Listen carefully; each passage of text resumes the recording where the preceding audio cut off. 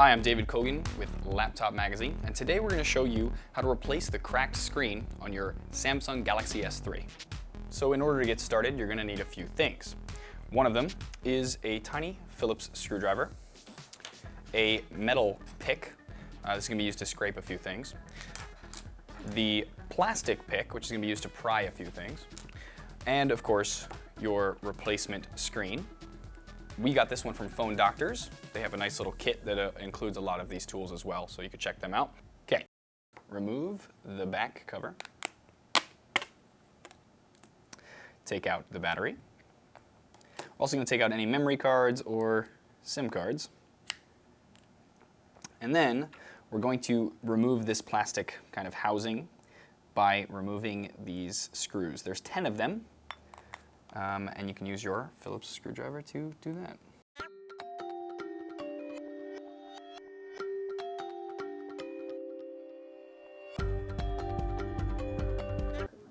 These two won't come out.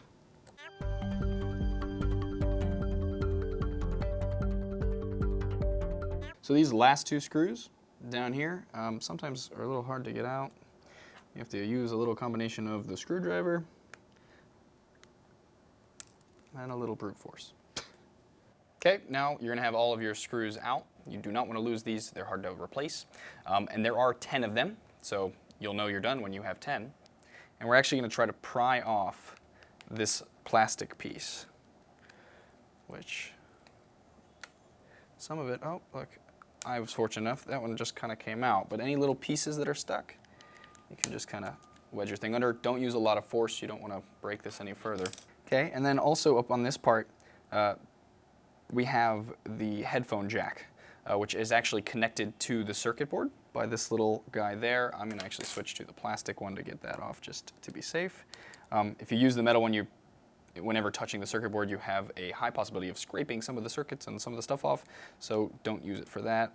But see, once I've gotten that little connector off, now we can see if we can pry this guy off. Oh, look, see, lucky again. Look at that. And now we're presented with the motherboard. There is one screw that holds that in, and it's a little black screw down here on the bottom. And we're going to remove that. Ta-da. Again, place that somewhere where you'll find it later. Then we're just going to start to pry up these little connectors. There's a few of them that are holding down the motherboard. You're going to use your plastic pick again. Don't use the metal one so you don't ruin anything. And just lightly flick that one up, front-facing camera, which is a little stubborn sometimes. There we go. Also down here, the antenna itself. Sometimes it's better just to use your finger a little bit. Just, if it feels like it's struggling, just be very gentle with it.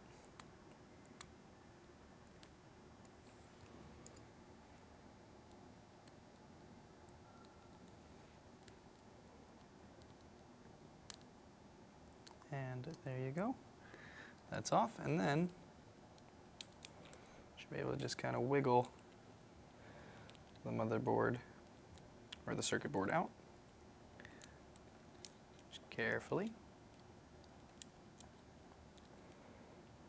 And you'll see there's a little bit of stuff here. We're going to disconnect that last one once this is up. And there's your circuit board. Okay, so the next step, because we bought a specific kit from this one from Phone Doctors, a lot of the harder work is already done for us. You might have seen videos on the internet where people are scraping off the glass and trying to replace things, etc. This kit that we bought kind of already has all that work done for us. But if you look at the new kit and the broken one, you'll notice that there are a few things that are missing from the new kit. For example, the antenna here, the vibrating motor. You'll see that the front-facing camera, some of the sensors, the earpiece, etc. So we're now going to begin the process of just moving those components over to our new housing. So first thing you do is there is a little screw here. We're going to take that out. It's a bit stubborn.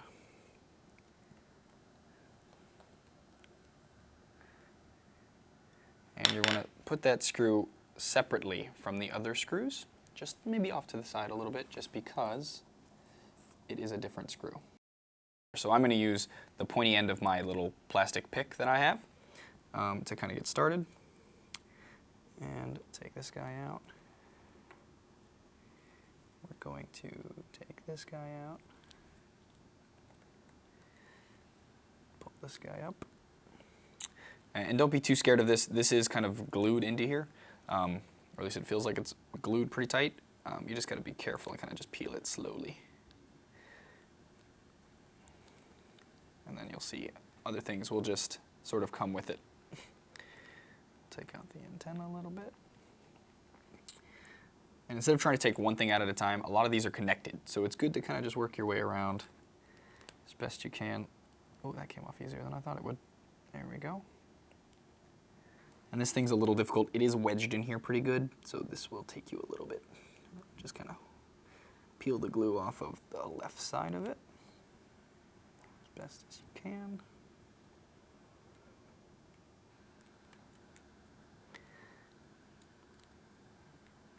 Oh, okay, we have that whole little piece. Let's get the motor out. So I'm just going to kind of wedge some of this glue up.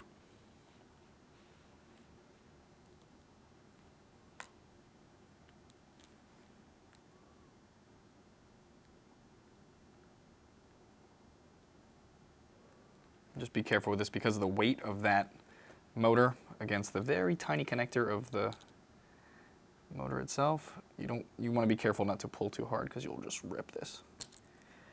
So very slowly take that off there. So this piece comes off, little rubber. This metal housing. I'll wedge that up. Get this guy out as well. And again, because it's got some weight to it and it's a tiny little piece that's connecting it, you want to be careful not to pull on it because it'll just rip.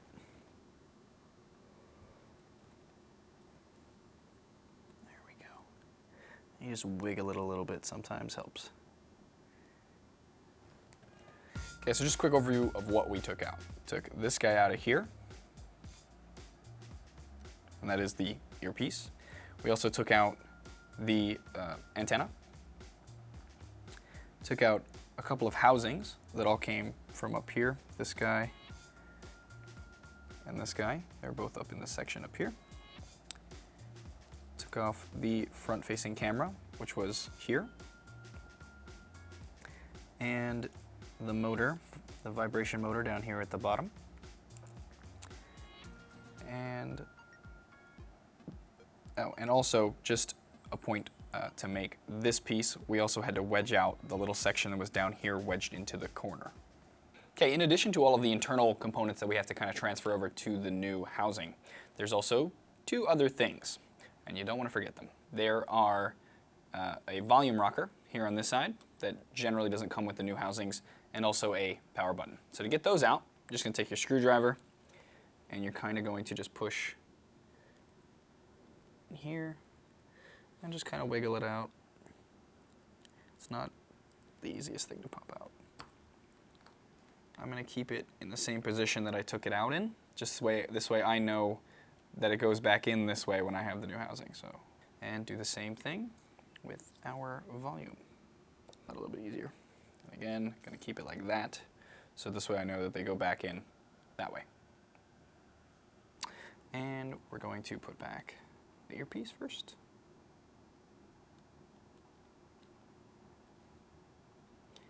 Stick it down, line it up as best as you can, and of course, we're going to wedge this guy back in. He'll just sit in there like that. And you can push things against the walls as you need to, just so they're nice and snug.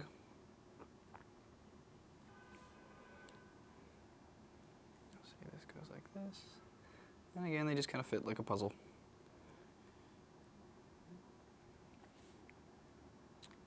Put the motor in. He goes down here. He's pretty easy as well.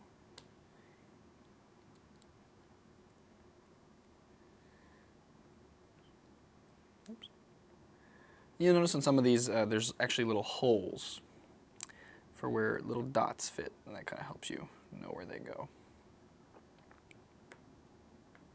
Just gonna wedge him down a little bit. Make sure he stays. All right, I'll push him down a little further later. And then I'm gonna put this little housing thing back up here. And I'm actually gonna screw that in really quick. You notice this actually has a flatter top than the other ones do, a wider top. And then put the little rubber. There we go. It just sits in there. Just push him down. And then wedge the little antenna itself into this little crevice for it. Leaving the end up slightly so that we can connect it back to our circuit board. And we're going to simply put these guys back in. And they just kind of click in there like that. And also the volume rocker, you can, when you push up and down, it should connect to the part that we put in that has the actual buttons on the inside. So this way, that should click nicely. We're going to do the same thing here with the power button. Just going to wedge him in. Don't worry if you push him in a little too far. He can't go all the way in. So that's situated in there. We're going to put the circuit board back in. So you're just going to kind of lift up the connectors so they're out of the way. And then reconnect the connectors. Push this guy out of there. This last guy here. And then we're going to take our black screw down. And you don't want to push or screw this down too tight, otherwise you'll crack it. So just kind of nice and snug. We're going to take our housing and make sure that you connect all of these connectors as you go.